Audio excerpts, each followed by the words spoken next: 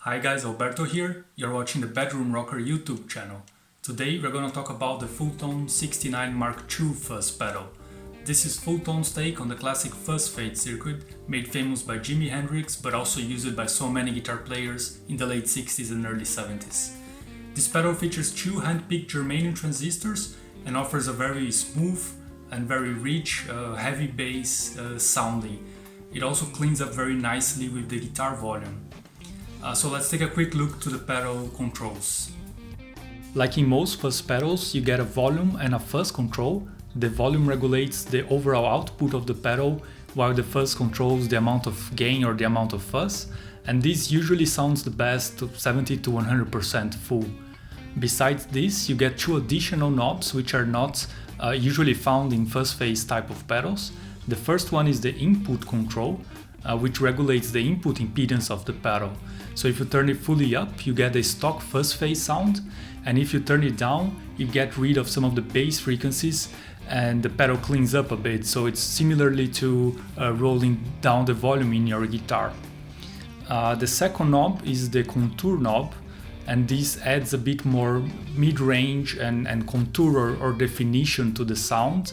It gets a bit heavier on the gain, it may get a bit harsher, maybe sounds a bit more like a Tone Bender Mark II, but it probably cuts better into a mix. So it's actually great to have these two additional knobs to tweak your pedal and make it sound better depending on your gear and depending on the context, because these pedals, they also depend a lot on the kind of guitar you're playing, the kind of amplifier you're playing, and how you have your amplifier set up, and so on.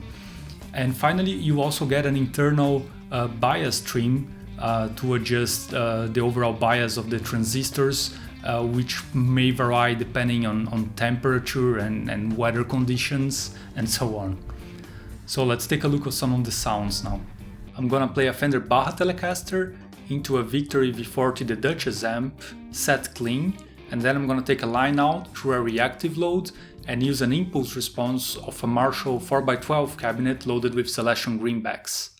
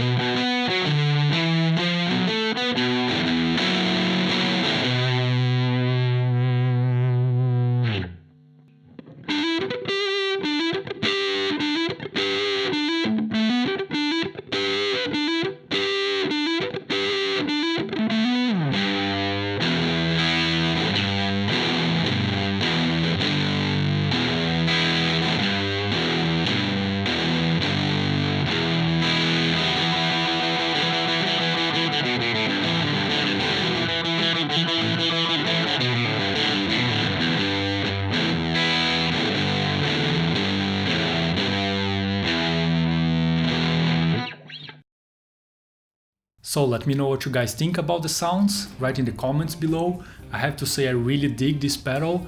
To me it's like an instant time machine back into the 60s. It really makes me want to play some psychedelic blues rock, some Jimi Hendrix, but also some Clapton, Cream stuff, that kind of warm woman tone, also some Led Zeppelin, and even some more modern sounds like Eric Johnson or Joe Bonamassa, although I cannot really play like them. It also makes you play very differently. It's almost like an instrument of its own. It's not like other pedals that kind of adds to your regular guitar sound. It makes your sound completely different, and it reacts, makes your setup react completely different. So you really have to adapt and play different when you are using this pedal. I have to be a bit careful with that. It's also easy to get some harsh sounds or some too loud sounds out of it.